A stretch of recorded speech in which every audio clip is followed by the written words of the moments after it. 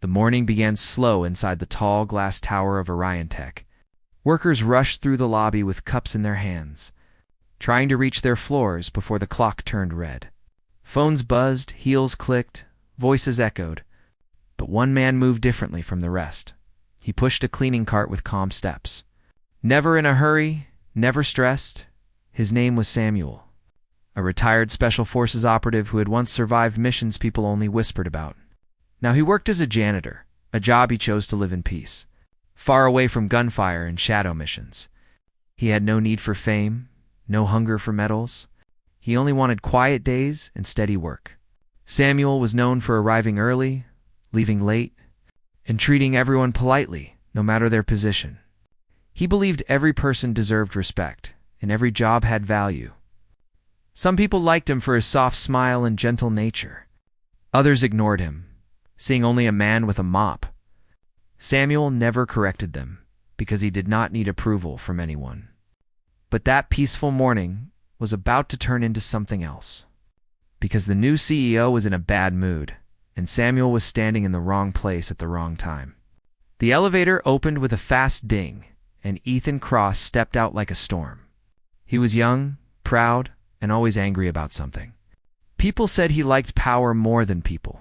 He believed success gave him the right to speak however he wanted.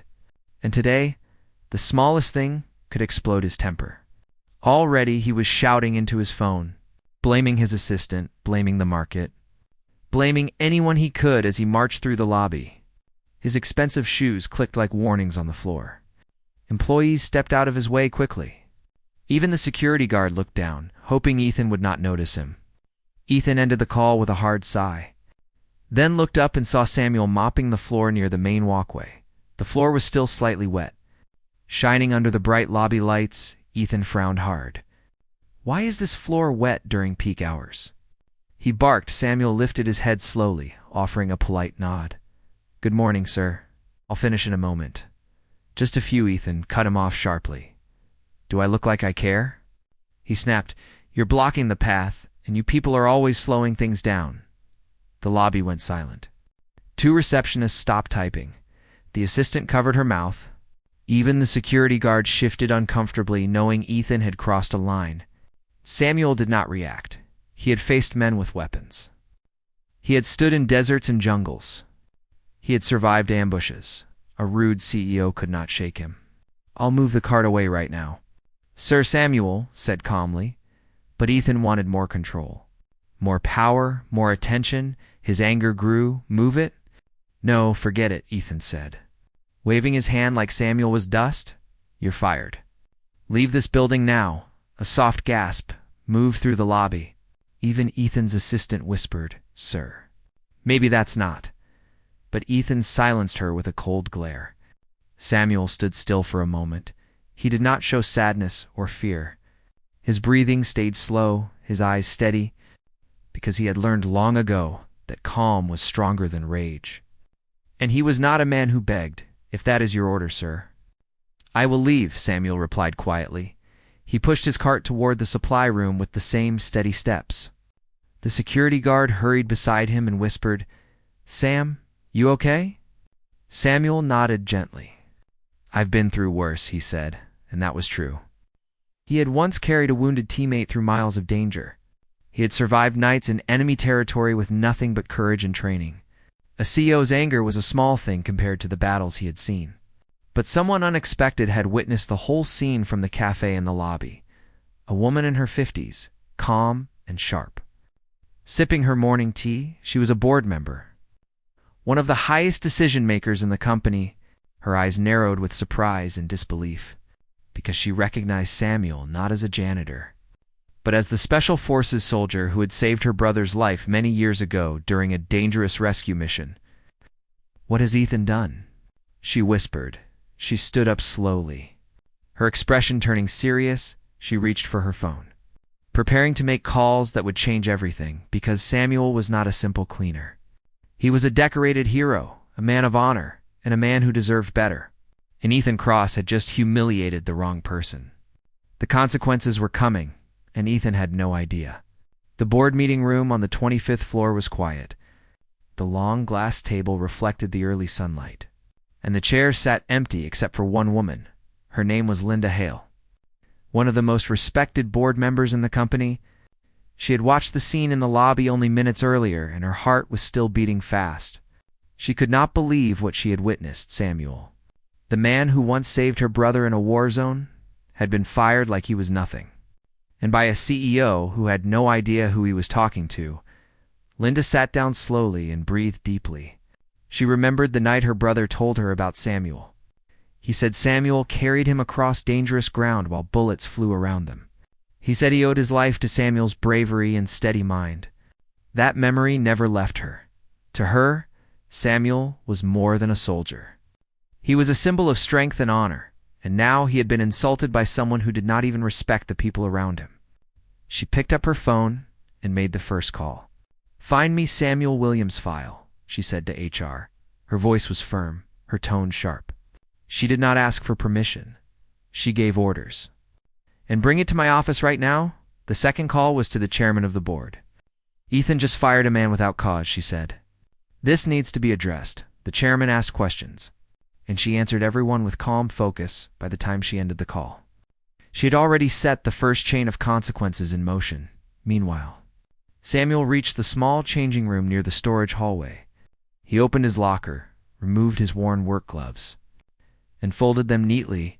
His face looked peaceful, but his eyes held a quiet sadness, not because of losing the job, but because he had hoped for a simple life where people treated each other with kindness.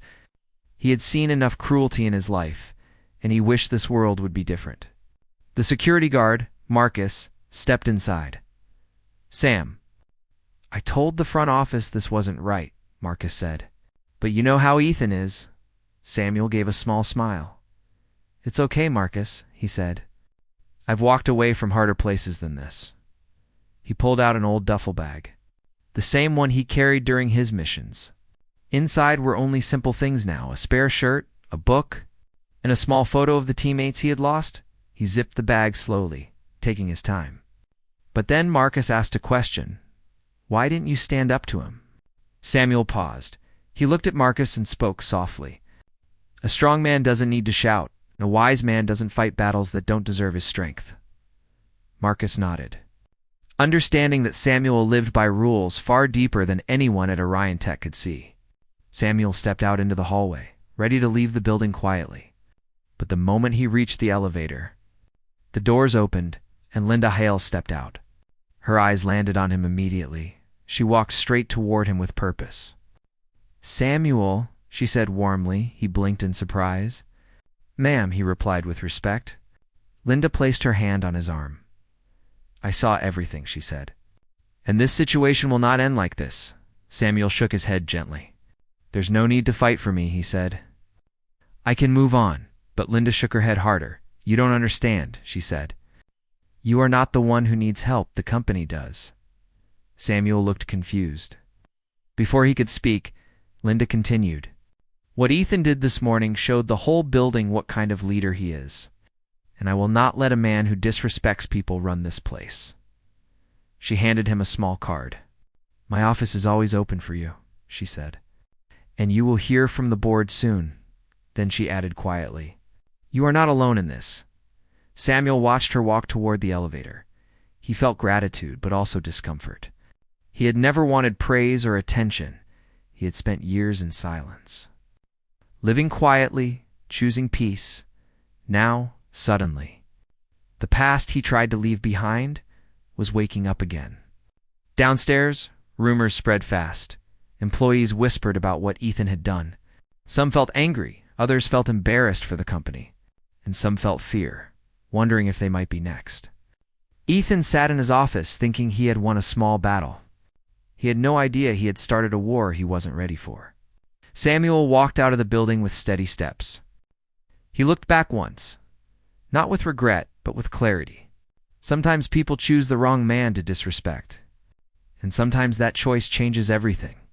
And for Ethan Cross, the consequences were already on their way. Ethan Cross walked into his office with the confidence of a man who believed he owned the world. He tossed his phone onto the desk, dropped into his chair, and leaned back with a sigh. To him, firing Samuel was nothing more than a morning task. A problem removed, a small annoyance cleared out of his way. He didn't think twice about it. He didn't feel guilt. He didn't feel doubt. He felt powerful. And power made him blind. His assistant, Maya, stepped into the office quietly. She held a folder in her hands and worry in her eyes. "Sir, about what happened downstairs," she began. Ethan didn't even let her finish. "Please don't start," he said. Waving a hand, he was late, slow, and disrespectful. "But, sir—" "He wasn't disrespectful," Maya replied softly. "He was polite." Ethan rolled his eyes. "Maya, you need to learn something," he said. "In this world, people like him don't get to slow down my company. They definitely don't talk back." Maya stood still. Realizing something important, Ethan didn't fire Samuel because of behavior. He fired him because he needed someone to step on, someone to blame, someone weaker. But what Ethan didn't realize was that Samuel was not weak at all. He was the strongest man in the building, just not in the way Ethan understood strength. Maya left the office quietly. She walked down the hallway, hearing whispers rising like small waves. People were talking, and they were not talking about Ethan in a kind way. Some said he had crossed a line. Others said the board would step in. Few said Samuel deserved better. The building felt tense, like air before a storm. Meanwhile, Linda Hale reached her office. HR had already delivered Samuel's file. She opened it and scanned the pages. Her eyebrows pulled together as she read. Samuel had clean records, excellent reviews, and a reputation for hard work. Every supervisor who ever worked with him wrote the same thing. Calm, reliable, respectful. He helps others without being asked. He never complains. Then she reached a confidential section, a part HR did not have permission to read deeply. A military note, classified references. A short line that said, "Retired Special Forces operative, honorable discharge, multiple decorations." Linda closed the file slowly. A small fire lit behind her eyes. She knew exactly what she needed to do. While she prepared her next steps, Samuel sat on a bench outside the building, placed his duffel bag beside him, and watched the morning traffic pass by.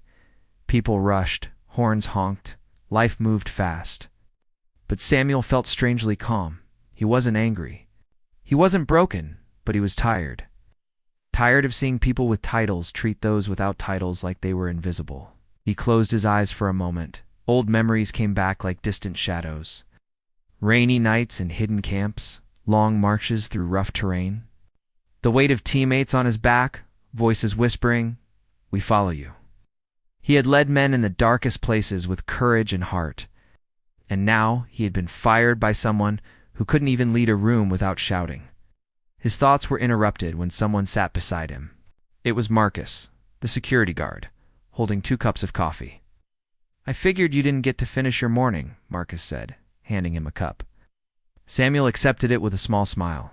"Thank you," he said. Marcus looked embarrassed. "I should have said something to Ethan." He admitted, "I should have stood up for you." Samuel shook his head. "You did nothing wrong," he said. "Sometimes silence is safer, but I want you to know this," Marcus said. "You didn't deserve what he did." Samuel nodded gently. "Life isn't fair, Marcus," he replied. "We just learned to stand strong anyway."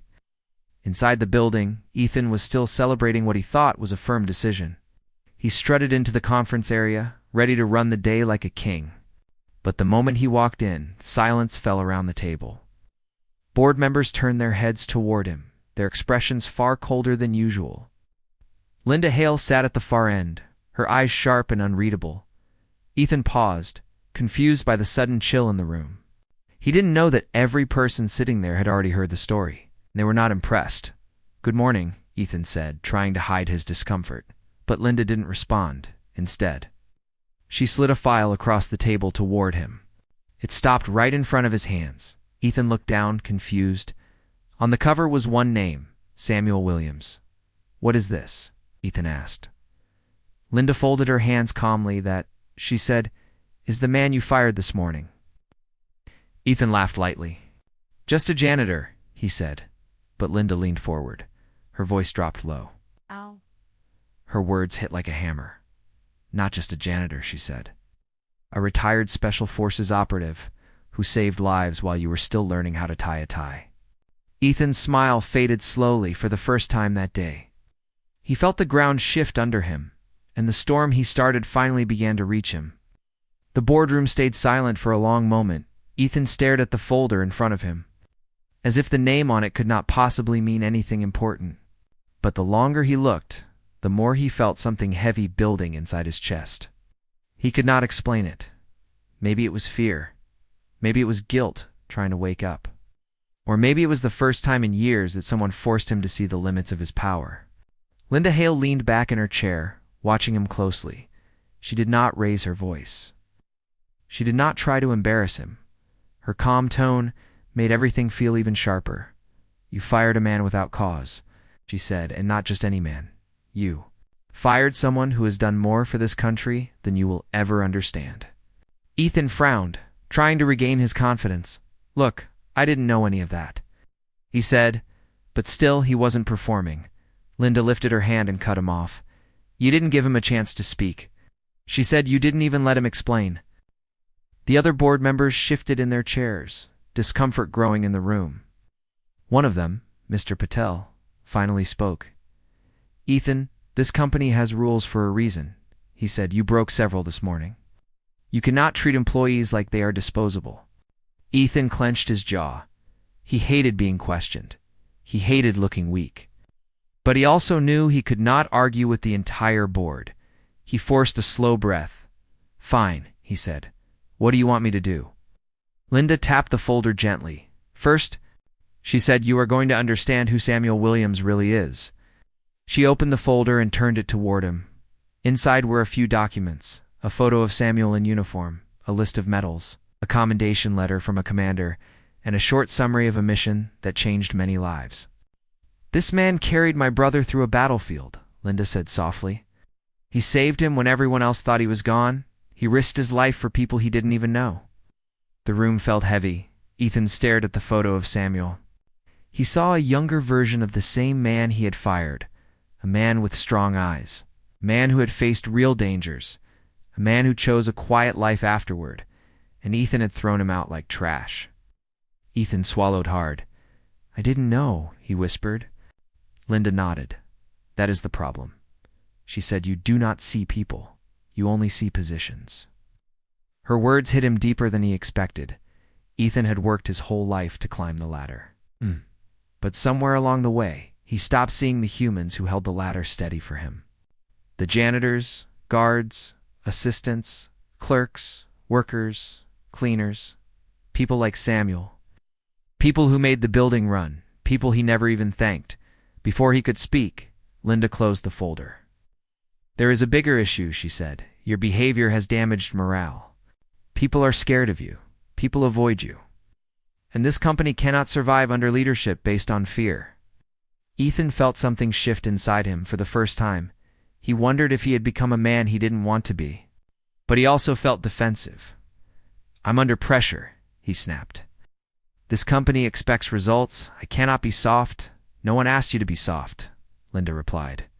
"They asked you to be human." Her words echoed in the room like a quiet warning. Ethan looked down. His pride was fighting his conscience. He had built walls around himself for years, walls made of ego, stress, and reputation. But the truth was breaking through. Piece by piece, brick by brick, Linda stood up from her seat. "We will continue this conversation after lunch," she said, "and by then, I expect a plan from you. A real plan, not excuses." Ethan didn't answer. He only watched as the board members left the room one by one. When the door finally closed, silence fell like a heavy blanket. He leaned back in his chair and rubbed his forehead. His mind raced with memories he didn't like facing. His father yelling at him as a child. Teachers telling him he needed to be tougher. Bosses telling him kindness was weakness. Somewhere along the line, he had learned the wrong lessons. He had built himself into a leader who pushed people down instead of lifting them up. He looked back at Samuel's photo. The calm eyes, the strong posture, the quiet pride of a soldier who served with honor, and Ethan felt small. For the first time in a long time, he felt truly small. Meanwhile, downstairs, employees kept whispering. Rumors spread faster than truth. Some said the board was furious. Some said Samuel might return. Some said Ethan might be replaced. No one knew the exact story. But everyone felt that change was coming, and far outside the building. Samuel walked along the sidewalk. He didn't know his name was being spoken in the boardroom. He didn't know the CEO was facing consequences. He didn't know the company was shaking. He simply walked with quiet steps, a man free from the poison of ego.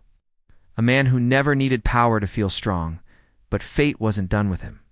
And neither was the company he had just left. The sky had turned soft and warm by the time Samuel reached the small park down the street. He sat on a wooden bench under a wide oak tree. The wind was gentle, and children were playing in the distance. It was peaceful, the kind of peace he had searched for after years of noise, years of danger, years of moments where every second could be his last. He rested his hands on his duffel bag, watching the world move around him slowly. He didn't think about the humiliation from that morning. He didn't think about Ethan's anger. He didn't think about the job he had lost. He simply breathed. In and out, quiet and steady. But peace doesn't last long when the world isn't done with you. Samuel's phone buzzed inside his pocket. He pulled it out and saw a number he didn't recognize. For a moment, he hesitated. He barely used his phone except for basic needs. "Still?" he answered with a calm, "Hello, Samuel Williams?" A voice asked. It was polite, careful, almost nervous. "Yes," Samuel replied. "This is Linda Hale." "From Orientech," she said. Samuel closed his eyes for a brief second. "Already knowing this might be complicated, I wanted to speak with you," Linda continued. "If you have a moment, please come to the cafe on Brookside Avenue." Samuel could have said no. He could have walked away forever. He could have chosen silence like he always did. But something in Linda's tone told him this wasn't about pity or charity. It felt important. So he stood up, slung his duffel bag over his shoulder, and made his way toward the cafe. When he entered, Linda was already waiting at a small table near the window. She stood up immediately when she saw him. "Samuel," she greeted. He nodded politely. "Ma'am," he said. "Please sit," she said. Her voice was warm, almost protective. Samuel sat, his posture straight and humble. Linda studied him for a moment, noticing the quiet strength in his eyes. Then she took a deep breath. "I want to apologize for what happened this morning," she said. "You were treated unfairly." Samuel shook his head gently. "You owe me nothing," he said. "Life is unpredictable. Sometimes people act from anger, not reason." Linda leaned forward. "That may be true," she said, "but your treatment reflects the company, not just one man, and I cannot allow that." She pushed a small envelope across the table. Samuel looked at it but didn't touch it. Inside was a temporary access pass, a note from the board, and an invitation to a special meeting. "Samuel," Linda said softly, "you saved my brother's life, and he spoke about you until the day he died. You are not just a former soldier or a janitor. You are a man of honor. You deserve respect." Samuel lowered his eyes. Feeling emotions he rarely allowed himself to feel. Memories of his fallen teammate flickered in his mind, the laughter, the long nights, the promises made and broken by war. He swallowed gently. "I only did what any soldier would do," he said. Linda shook her head. "No," she said firmly. "You did what a hero would do." Samuel looked away, uncomfortable with praise. He had lived a life where medals were heavy reminders, where every victory had a cost, where every saved life came with the memory of someone he couldn't save. But Linda wasn't finished. "I want you to attend a meeting with the board tomorrow," she said. "We want to correct what happened, and we want to give you a position that honors your value." Samuel blinked slowly. A position? In a company? He didn't understand. "I'm not looking for special treatment," he said quietly. "I only want peace, and you deserve that too," Linda replied. "But you also deserve fairness. Let us fix what Ethan broke." Samuel sat back. Thinking deeply, he wasn't a man who chased opportunities. He wasn't hungry for status or money, but he did care about something. He cared about justice, not for himself, but for the people who came after him, people who might face the same disrespect he did. If he stayed silent, it would continue. Finally, he nodded. "I will attend," he said, "but only to help the others." Linda smiled gently. "I knew you would say that," she replied. "You always think of others first," as they stood to leave. The cafe owner quietly approached their table. He had overheard parts of the conversation. He looked at Samuel with respect. "Your coffee's on the house," he said in a soft voice. "Men like you deserve it," Samuel thanked him with a small smile. He was not used to attention, but something about this moment felt different. Like the world was pulling him back into a place he thought he had left behind. Outside, the sun was beginning to set. Shadows stretched across the ground, long and gentle, and Samuel walked with steady steps. Not toward a battlefield, but toward a meeting that would shake the future of the company and reveal truths Ethan Cross was never prepared to face. The next morning arrived with a quiet tension spreading through Orion Tech like a slow-moving storm. Employees whispered as they walked through the lobby. Everyone had heard pieces of the story. Some said the board had confronted Ethan. Some said Samuel was coming back. Some even said Ethan might lose his job. Nobody knew the full truth. But everyone felt something big was about to happen. Samuel walked into the building with calm steps. He wore a clean shirt, simple trousers, and carried no anger in his eyes. "Just steady focus, Marcus," the security guard nearly dropped his radio when he saw him. "Sam." "You're back," Marcus said with a smile. Samuel nodded. "Just for a meeting," he said quietly. Marcus leaned closer. "People are rooting for you," he whispered. Samuel gave a soft smile. He didn't come for applause, but knowing people cared brought a warmth he hadn't felt in a long time. Upstairs, Ethan sat in his office. He hadn't slept well every time he closed his eyes. He saw Samuel's calm face staring back at him. He saw the disappointment in the board's eyes. He saw the folder full of medals and missions. He felt something he wasn't used to feeling. Shame. Real, heavy shame. His assistant Maya entered slowly. "The board is ready for you," she said. Ethan stood up, straightened his tie, and took a deep breath. He felt like he was walking into a courtroom, not a conference room. When he entered, he stopped. Samuel was sitting at the table. Linda sat beside him. The other board members watched silently. Ethan felt his chest tighten. He hadn't expected to face Samuel so soon. Linda spoke first. "Ethan, before this meeting begins," she said, "you owe this man something." Ethan swallowed hard. He walked toward Samuel slowly. "I want to apologize," Ethan said. His voice trembled slightly. "I spoke without thinking. I acted out of anger. I treated you in a way no person deserves." Samuel looked at him calmly. He didn't smirk, didn't punish him with silence. He just nodded gently. "Anger makes people forget themselves," Samuel said. "But remembering yourself is what matters now." Ethan lowered his head. For the first time, he felt smaller than the man he once dismissed. Not because he lost power, but because he finally saw the truth. That titles didn't make the man, character did. Linda began the formal discussion. "Samuel has agreed to meet with us," she said. "And the board has decided his termination will be reversed immediately." Ethan nodded. "Yes, of course," he said quickly. But Linda wasn't finished, however. She continued. "There is another matter." She turned to Samuel. "Samuel, we would like to offer you a new position, a role that matches your leadership, your discipline, and your values." Samuel blinked slowly. "A new position?" he asked. Linda opened a folder and pushed it toward him. "Head of Ethics and Employee Conduct," she said. "You would oversee training, fairness policies, and workplace behavior. You would help us build a culture based on respect." Ethan stiffened. He knew what this meant. Samuel would have authority, real authority. And Ethan would answer to policies designed by the man he fired. Samuel looked at the offer carefully. He never imagined working in such a role. He never wanted a title. He never wanted influence. But he cared deeply about fairness. He cared about how people were treated. And if accepting this role meant protecting others from what happened to him, he knew his answer. "I accept," Samuel said softly. "And I will do my best to guide this company toward respect." The board member smiled. For the first time in months, the room felt lighter, stronger. But Ethan wasn't finished. He knew he had to take responsibility. Not because the board expected it, but because something inside him had changed. He turned to Samuel. "If you ever feel I fail in my duties as CEO," he said quietly, "you tell me, and I will listen." Samuel nodded. "Listening is the first step," he said. "And learning is the second." The meeting continued with plans, discussions, and new guidelines.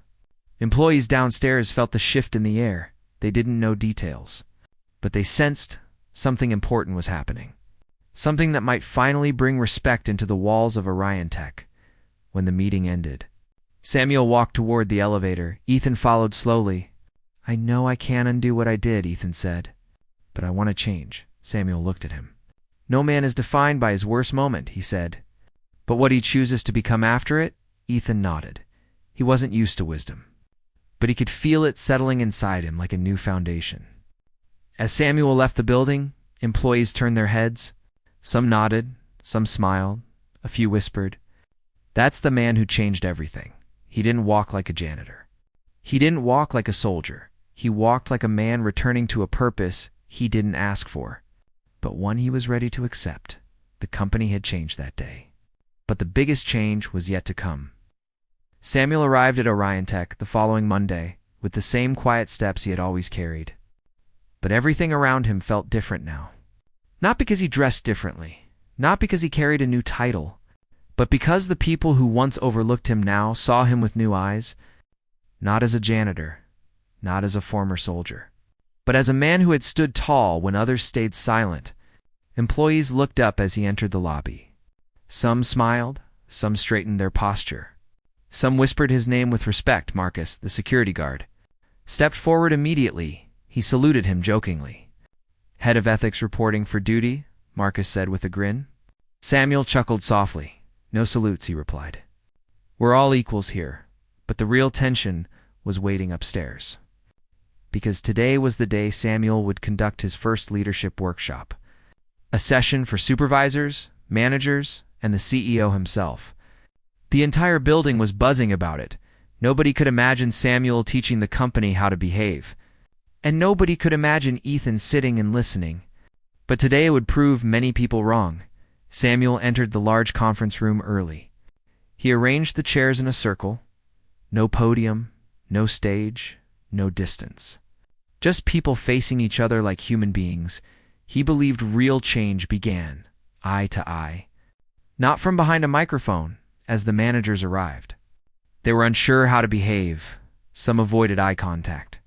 Some offered nervous greetings. But Samuel greeted each one with a simple smile. "Good morning," he said. "No titles here today." Ethan arrived last. His steps slower than usual, his face held a mix of humility and discomfort. This was new territory for him. He wasn't used to being taught. He wasn't used to being corrected. He wasn't used to being vulnerable. But he walked toward the circle anyway. He sat down without a word. Samuel began with a quiet tone. "Thank you all for being here," he said. "We are not here to blame. We are here to learn. We are here to rebuild trust." The managers listened closely. Samuel continued, "When I served in the Special Forces, we had one golden rule. No man is above another. Every life has equal value. And respect was not optional." He looked around the circle. "In this building, titles have created walls," he said. "But walls make us blind, and blindness leads to mistakes." Ethan shifted in his seat. His chest felt tight. He knew Samuel was right. He had lived behind walls for years. Walls made of pride, fear, and ambition. Walls that kept people out. Walls that eventually trapped him inside himself. Samuel continued the session with real stories. Stories of soldiers who lifted each other. Stories of leaders who listened. Stories of people who forgot their ego and remembered their humanity. Every example felt simple but powerful, because truth doesn't need decoration. Then Samuel asked a question. "What does respect mean to you?" The room fell silent. Managers hesitated, then one spoke. "It means seeing people," she said. Samuel nodded. "Yes," he replied. "Seeing them, not their title, not their mistakes, not their uniform," another manager added. "It means listening," another said. "It means fairness," another whispered. It means humility. Then Samuel looked at Ethan. Not with anger, not with pride, but with calm invitation. What does respect mean to you, sir? He asked. Ethan took a long breath. Everyone waited. This was his moment. He could lie. He could pretend. He could act strong. But for the first time in many years, Ethan chose honesty. Respect means treating people better than I have been, he said quietly. It means changing who I am. It means fixing what I broke. The room stayed silent. Not with judgment, but with understanding. Change felt real in that moment. Not forced, not fake, but real. Samuel nodded slowly. That is the first step, he said, and I will help you take the next ones. The managers looked at Ethan differently now. Not as a feared leader, but as a man trying to learn. Trying to improve when the session ended. People didn't rush out. They stayed behind to speak with Samuel. Some thanked him. Some apologized for ignoring him in the past. Some shared their own experiences with unfair bosses. Samuel listened to each one, not as a leader above them, but as a human beside them. As he left the room, Ethan followed him. He didn't hide behind his pride anymore. Samuel, he said softly. Thank you. Samuel looked at him. You're welcome, he replied, but remember, leadership isn't a position. It's a responsibility. Ethan nodded. I understand, he said, and I want to do better. Samuel placed a gentle hand on his shoulder. Then start today, he said. As they walked down the hallway, employees turned their heads. Not out of fear, not out of shock, but out of curiosity, because today was different. Today the company felt lighter, safer, more human. Samuel had not just returned. He had changed the air inside the building. He had changed the heartbeat of the company. And in the process, he had changed Ethan too. But one final chapter was still waiting. A chapter that would reveal the full weight of Samuel's past. And the future Ethan never expected to face.